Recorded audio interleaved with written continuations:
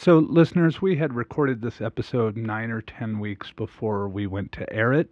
And in between that time, the Billy Graham publication Christianity Today put out an article calling for the removal of Donald Trump from office. And so we thought we would add a little bit of content onto the end of this episode to discuss it. So from this point on is the original recording, and then after the ending music, you'll hear the additional content.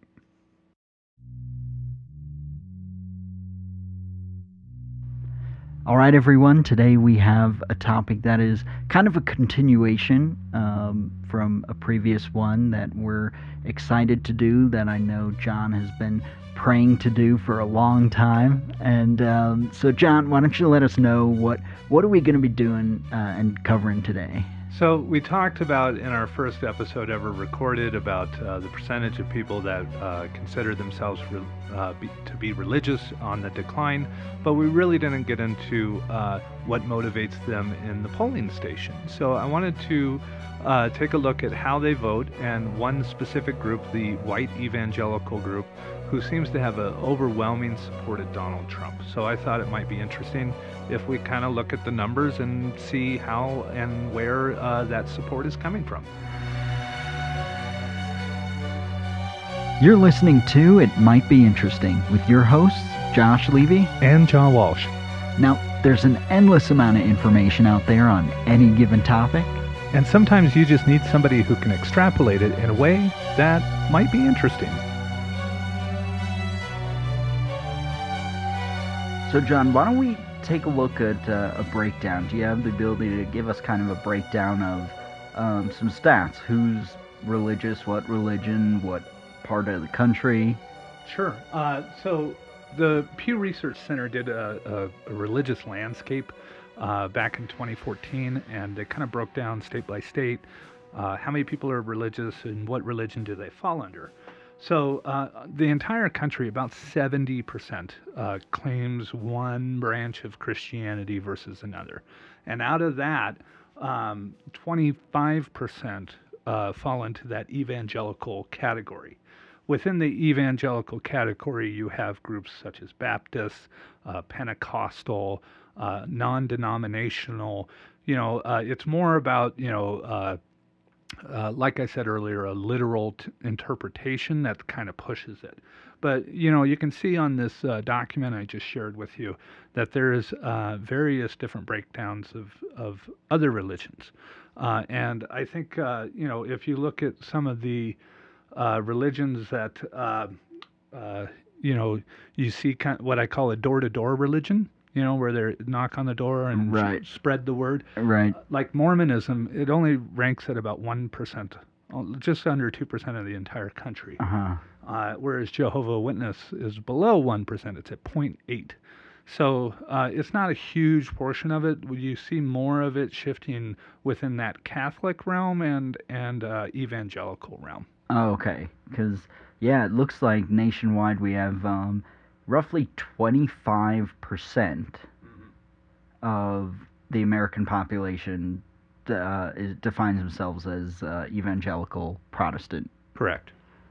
That's 1 in 4 people. Yeah. Like if you're sitting in a room, look around, like 1 in 4 of them are evangelical. Wow, that's compared to the whopping 0.9% Muslims. Yeah, and it's who are invading America. Exactly. It's kind of an interesting fear that a Islamic belief would be the rule of law, when the reality is you have this one group who largely, and we'll look at the numbers in a minute, who largely make up the base of the Republican Party. Right. And a lot of the ideals that they have and a lot of the policies they're pushing, many can argue are religious in nature.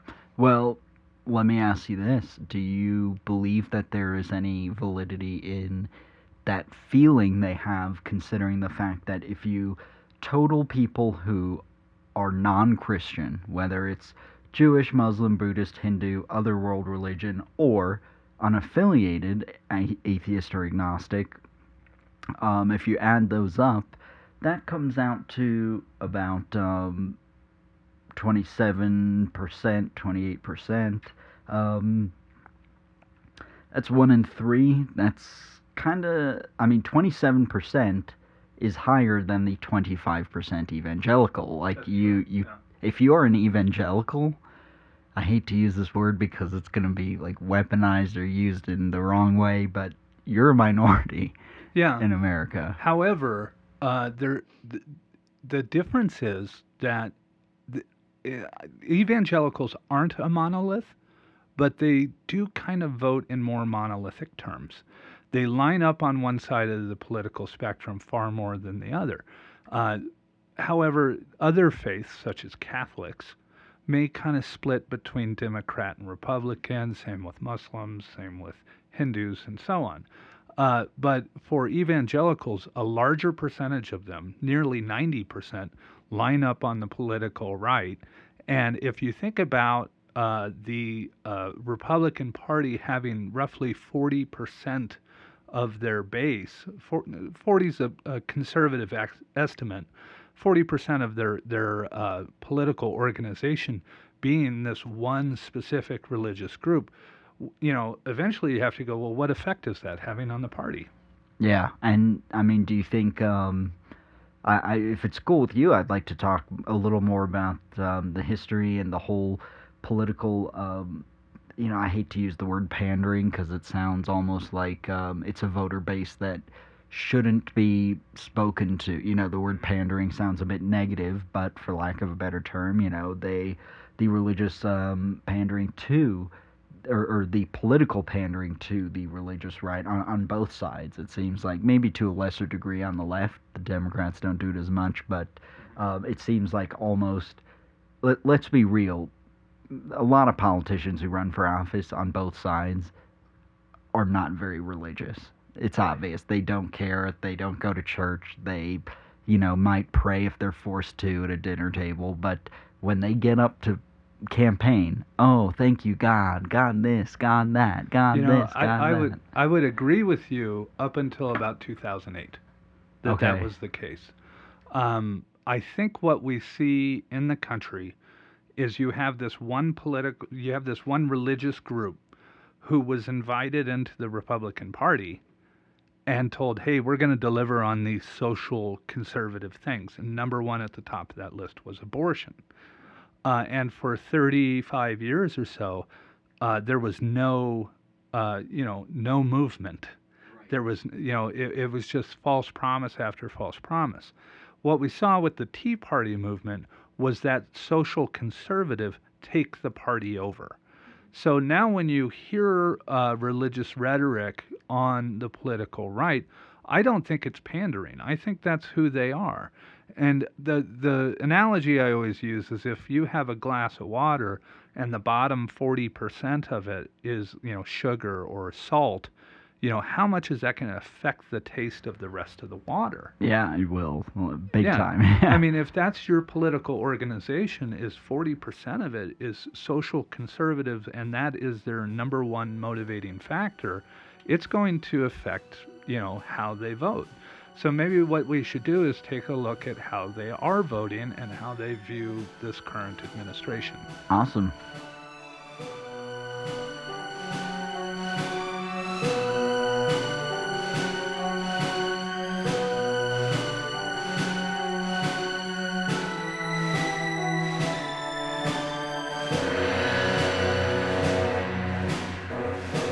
So, Josh, I threw a document in the shared drive for Pew Research. It's titled, Among White Evangelicals, Regular Churchgoers Are the Most Supportive of Trump.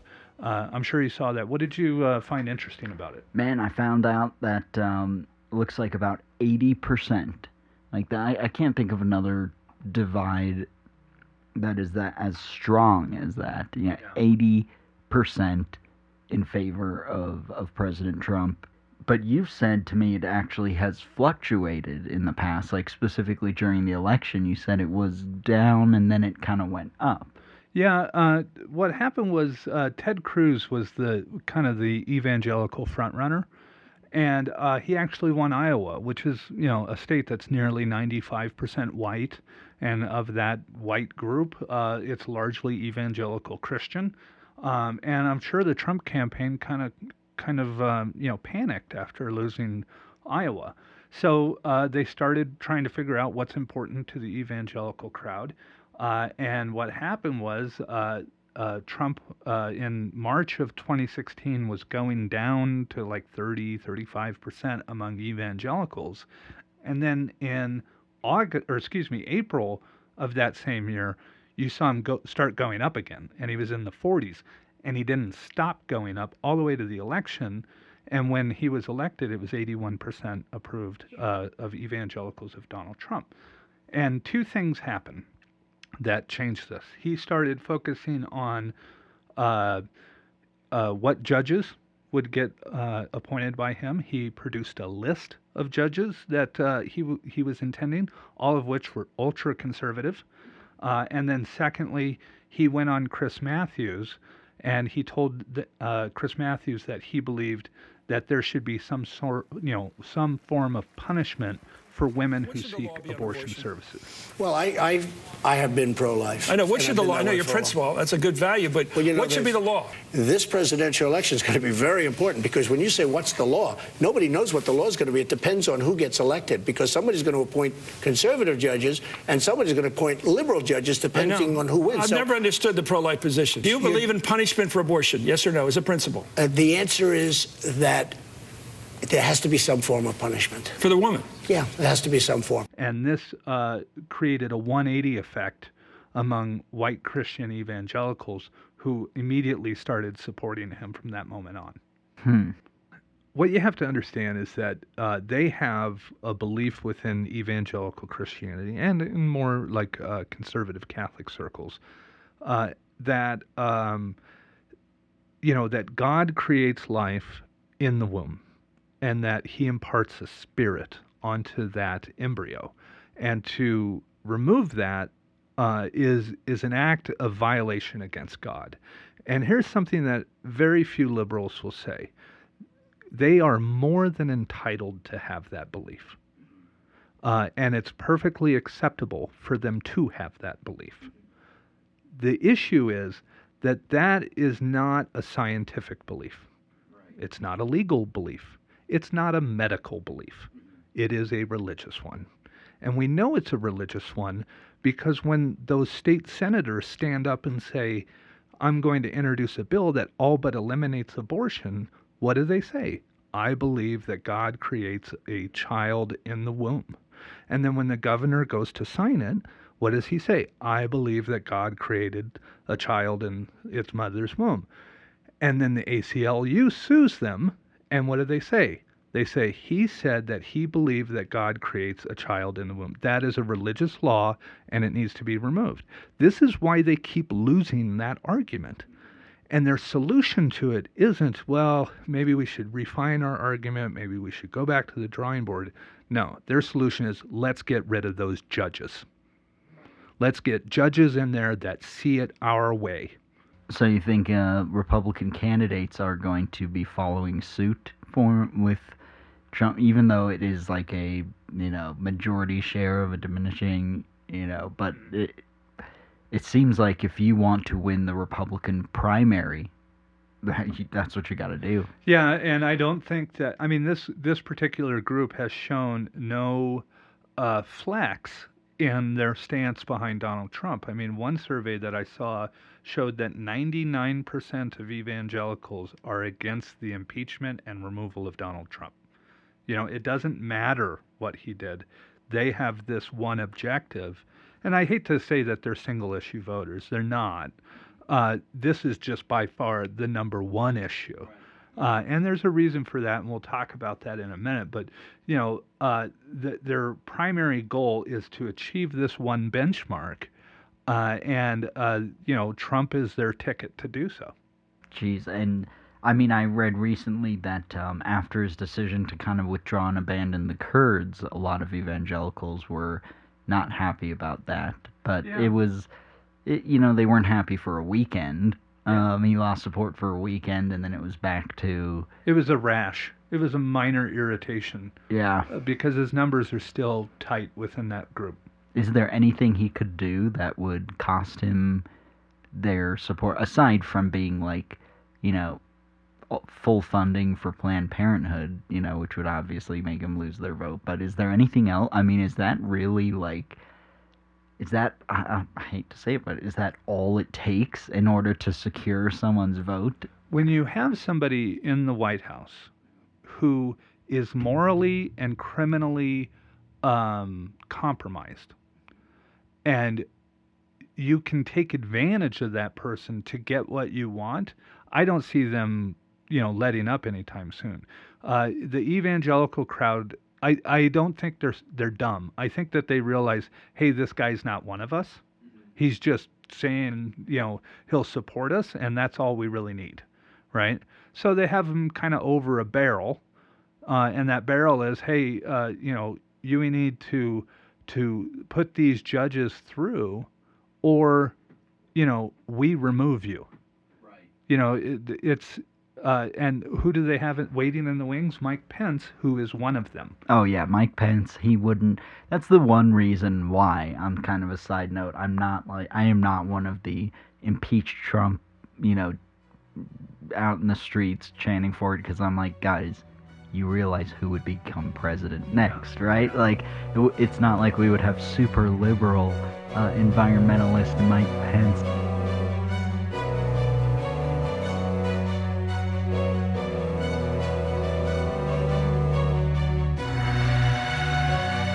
So there's another Pew Research survey that I wanted to go over that's kind of interesting to me. They have a public more confident in Trump on trade, economic, than immigration and dealing with Congress. So they kind of go through and they ask, what percentage is not at all, not too much, somewhat, and very confident in Trump's ability to, and then they break down each two. Mm-hmm. Negotiate favorable trade agreements with other countries. 32% said they're not at all in favor, and then their total of people that not too much and not at all was at 47, whereas somewhat favorable and very favorable is 51% of the people they polled. And then make good decisions about economic policy. 49% was not so much, and 49% was somewhat and very. And then 51% said make good appointments to the federal courts, whereas 45% said, or excuse me, 51% said not so much, and 5% said very much. I'm going to slip down to the bottom where it's work effectively with Congress, which to me is kind of the hallmark of a good president. 62% viewed that negatively, and only 35% viewed it positive. But when we look at the breakdown by among Republican leaning and very, Republican, you see 89% believe that his policies with trade are, favorable. And we slip all the way down to work effectively with Congress. Only 7% of those that lean Democratic believe that, whereas 70% of those that lean Republican believe that. So why is it so split there? Because it looks like, it's almost like a disconnect. Because even for something like negotiating favorable trade agreements with other countries, that has nothing to do with like abortion, yet you have convinced yourself that, yep, he'll do that too. Yeah, to me, it's kind of a faith-based thing. Well, it's team sports. He's our quarterback, good or bad. We're rooting for him no matter what. And there's not a lot of objectivity in there. It's not so much, given his track record, we can see these trends. It's more, it's a team sport. Because it is like 89%. It just goes from the 80s, manage the executive branch effectively, handle an international crisis, economic policy, 89%. Yeah. But, I guess if you're evangelical, you can point to the other part where you're like, well, look at the disconnect with the Democrats. 7% believe. Yeah, and I think it's part of an echo chamber. You have this group of people that listen to conservative talk radio, uh, and they do that to and from their commute, or maybe they work in their vehicle and they have it on all day. And then they flip on Fox News at night, and they hear pretty much the same message. And then they go to church on Sunday, and they hear pretty much the same message. I think for the political right, what we've seen in this country is you've seen liberalism and secularism conflated into the same thing, is kind of the belief. And when they conflate that into policy or into politics and they say liberals are the secularists, then they under no circumstances will ever negotiate with them. Again, it's not monolithically. That is a belief that kind of runs in the stream of mainline Christianity or mainline evangelical Christianity. Well, yeah, it's not a monolith, but come on, over 80%, that's kind of monolithic. You know what I found interesting about this is this split on this Pew Research thing. When you look at Republican leaning versus Democratic leaning, in every single category, there's only one that's less than 80% approval of Trump within the Republican side of it, and that's work effectively with Congress. And that's at 70%, whereas everything else is 83% and above for them. So that includes things like negotiate trade agreements, economic decisions, appointments to the federal court, the use of military, so forth and so on.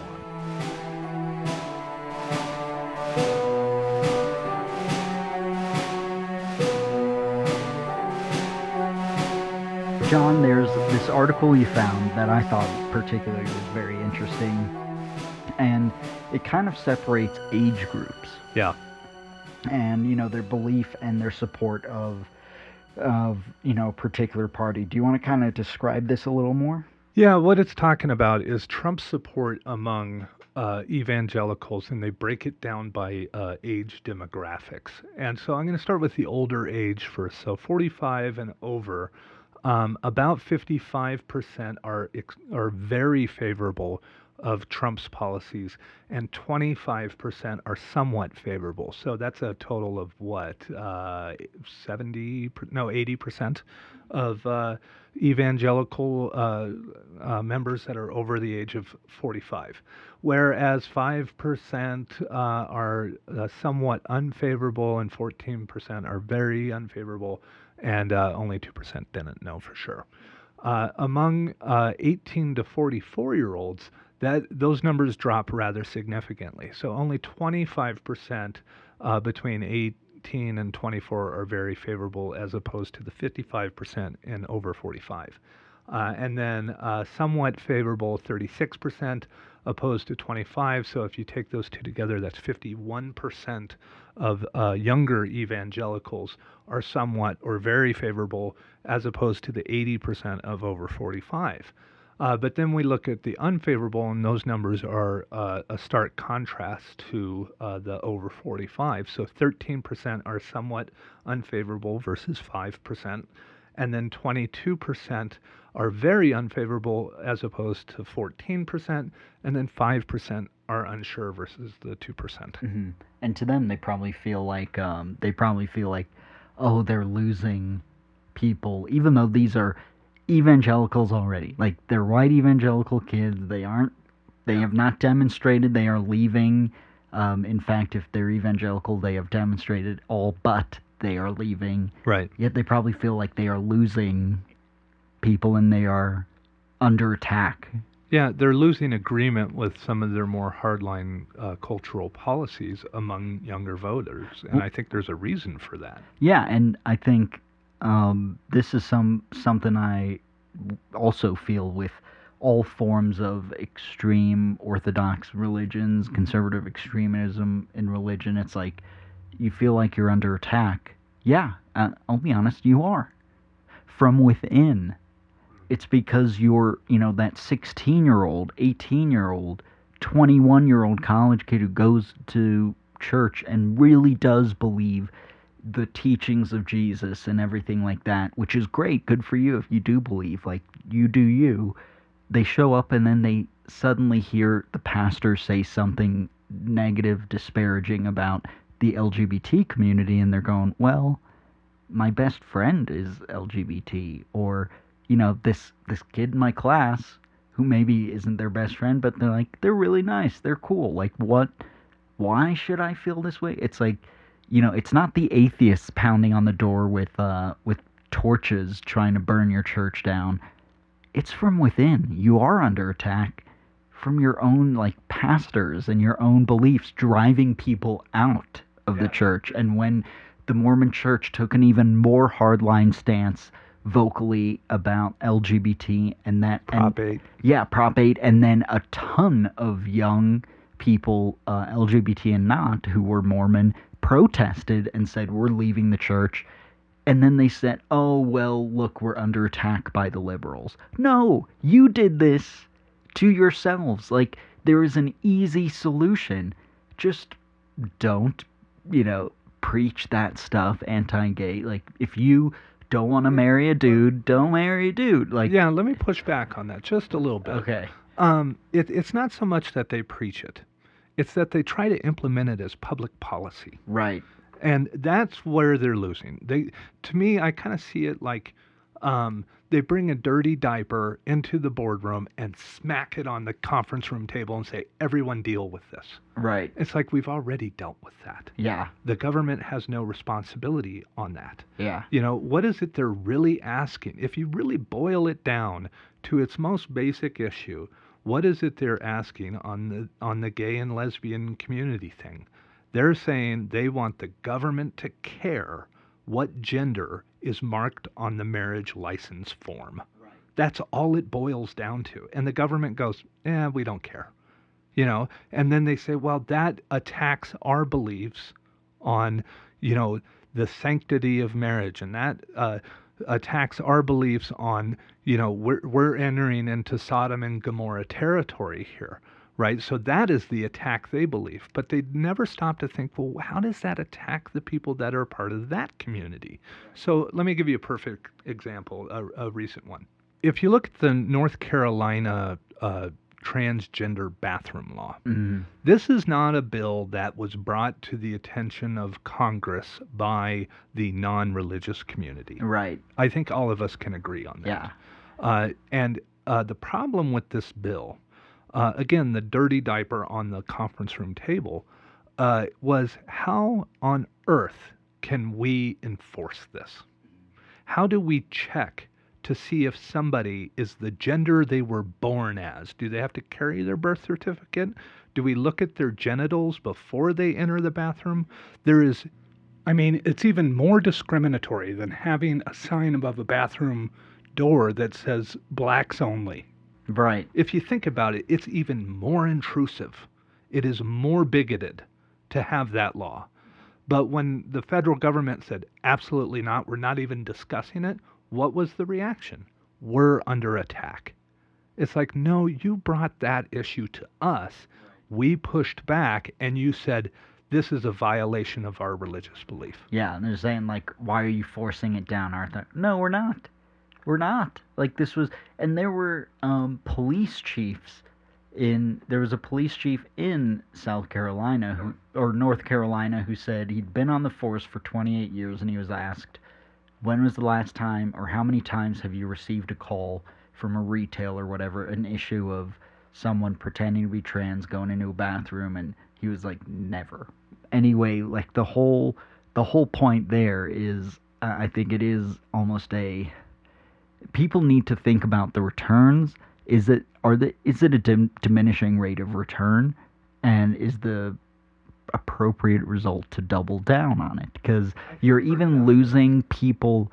It's like clear, if they doubled down and then this age group 18 to 44 got more conservative, then maybe I'd say, yeah, that if I was evangelical, that's a good strategy. Double down, and then people will double down too, but they double down, and then even ones there within their own are like, getting put off by it. It's like you're cutting off your nose to spite your face. Totally. And that statistic within that 18 to 44, that's the group that in episode 1 we talked about as being the one that has a widening group of non-religious people at an exponential rate. I mean, the surveys they have done with those groups, just in a 10-year difference, you see that non-religious category doubling in some states. Like I looked at the one for Texas, and it went from 7% non-religious to 14.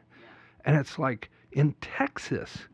Okay, so if your message is no longer popular with the younger generation, doubling down on it is not doing you any favors. You're right, it's a diminishing return. But what I want to go back to is, like, how do we get them back to the table? It's the only solution to this is, in my opinion, just leave that religious stuff at the door and remember what government's there to do. It's there to fund schools and infrastructure and, protect and national security and all those things. To get mired down into these cultural issues, it solves nothing. Yeah, it's like we need a politician who's going to say, I'm leaving it at the door not to turn my back on you, but as a support of you, because the moment it's like, you can't put toothpaste back in the tube. Like, the moment I open the door for our religion, guess what? It's open for other religions to make their way into politics, and that's why it's like, I don't care who's in office, whether they're atheist, whether it's Ilhan Omar and Muslim or Catholic or whatever. If they aren't allowed to bring their religion into the halls of Congress, then guess what? You're safe. You're safe from anything. You're safe from all of it. Like, you can practice your religion, but the moment you do let religion in the doors, you're opening up a Pandora's box. The problem I have with religion coming into politics, the reason why I don't think it's helpful, is if you say, well, let's take just what America's dealing with right now. What the younger generation, why I think that younger generation is kind of veering away. What are they dealing with? They're dealing with housing prices. They're dealing with education costs, healthcare costs, child care costs. I know people that spend more on child care than they do their mortgage. It's not sustainable. And within the Christian community that I grew up in, there was a lot of just throw that on God. Right. God will figure that out. God will provide. Yeah, exactly. Just I take my worries and my troubles and I throw that on God.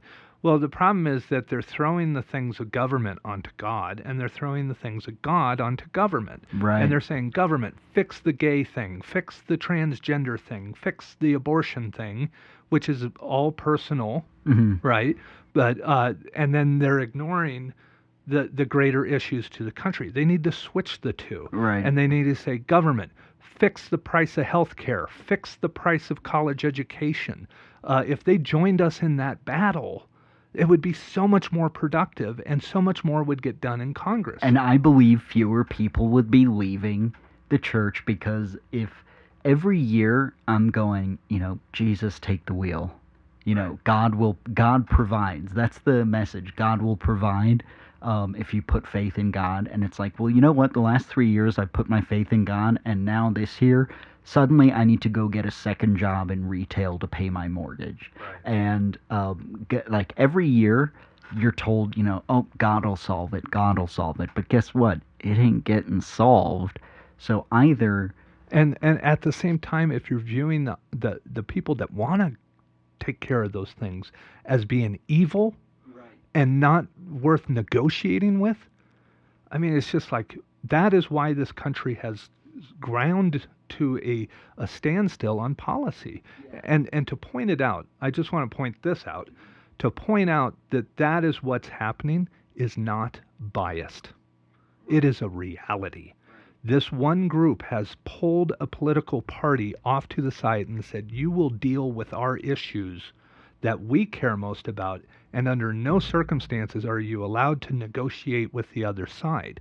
It's not a biased or a liberal position even to point that out. It's just the reality. I mean, and how many Republicans in Congress do you believe sit down with Democrats and go, dude, I'm sorry, but I can't. You know, A large number of them. I'd vote for this, but you know it would kill me in the next election. Jeff Flake was asked how many, he said that he had heard that, 20 Republicans would vote for Trump's impeachment if it was done behind closed doors. I guarantee, yeah. He said he disagreed with that. It's probably more like 35. And yeah, I think a lot of it is, they'll disagree on how much of the free market versus whatever, blah blah blah. But at the end of the day, I think there is a lot of area of compromise, but compromise that's good, not compromise where both teams are selling out and you get some watered down bill that does nothing. Compromise where you kind of pick the best parts of both sides and create a bill that's awesome, but people on the left or the right, and also they make things toxic. Like there was an infrastructure part of a bill that Obama put forth that was going to be really cool, and investing in upgrading a lot of public transport, and then at the last minute Republicans threw in like an anti-abortion thing into this trains and planes and automobiles bill. Yeah. And then all of a sudden Democrats couldn't support it, and it's like, you got to keep this separate, guys. It's killing us. It's killing us. Playing to, the fact that a democracy is now controlled by 28% of the country, Right. is wild. I think if you are an evangelical, absolutely you deserve a seat at the table. That is no argument. I believe that every voice. The evangelical, right? Yeah, they deserve a seat at the table, but they got to leave that evangelical belief at the door. Or let the other, 75% have their say too. Not just be like my way or the highway. It's almost like it only takes 25% of the country to block the door. Right. And that's what they're trying to do. And as the rest of the country grows and becomes less evangelical, it becomes harder and harder to block the door from like the gay people having a seat at the table. And all of a sudden it's like, shoot, we don't have the same control, but now we do with Trump, banning abortion. No wonder they have no faith in government. If you put those things in the faith of government, of course they're going to lose faith in government, and it's better to lose faith in government than lose faith in God. I think that's a perfect point and a perfect place to wrap this one up. So, once again, Josh, pleasure as always. Absolutely. Enjoy the topic and the conversation. And listeners, thanks for tuning in, and we'll see you next week.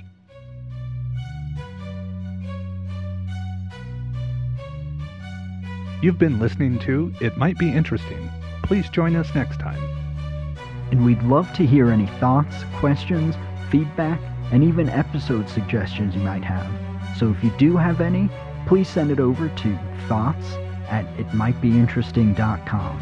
And you can also check out our other episodes at itmightbeinteresting.com.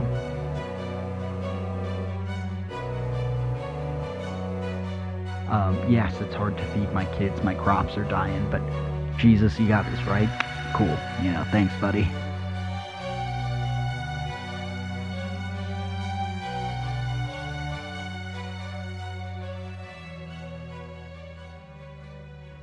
So, Josh, I know that you read the article and the Christianity Today article calling for the removal of Donald Trump. Mm-hmm. I thought it might be interesting if we both read a paragraph out of it and then discuss what we liked about it, or what we found interesting about it, or what we disagreed or agreed with. Yeah, absolutely. One paragraph that really stood out to me was the one where he said, the reason many are not shocked about this being, the collusion with foreign leaders and some really ambiguous actions, behaviors, refusal to really condemn, the alt-right strongly, things like that. He said, the reason many are not shocked about this is this president has dumbed down the idea of morality in the administration. He has hired and fired people who are convicted criminals. He has admitted to immoral actions in business and his relationships with women, and which of which he is proud. And his Twitter feed alone is just habitually full of lies, slanders, and finishes by stating it is a near perfect example of a human being who is morally lost and confused. And the reason that really stood out to me, and the reason I actually, look, whether you agree with this, pastor or not, whether you agree with him or not, I think what he did was a bold step in addressing a very fundamental, a huge problem, an elephant in the room with Christianity and specifically Catholicism over the last decade.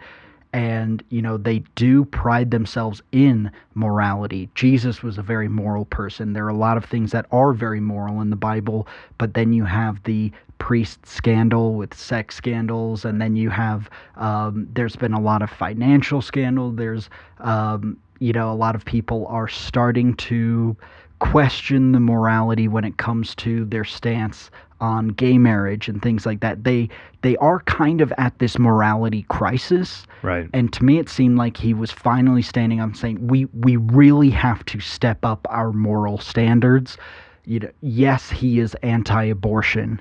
We get that. He's not the only politician who's anti-abortion. Yeah. And I mean, Ted Cruz would have been a better fit if that was their only criteria. Yeah, and the funny thing is, it's funny how he was basically like chased out of his position, this priest, because if what he said, happened, if President Trump, the editor of this, if President Trump was removed from office, we would have Mike Pence, who, from a Christian morality standpoint, like, he has never had affairs, he never grabbed women by the pussy, like, he's never done any of that. Right. And, like, I disagree with Mike Pence, but he is on a very different moral plane that aligns with Christianity. So the idea that President Trump, has so much loyalty. I thought it was, I don't know if this was the direct intention of the editor. However, what I saw from it was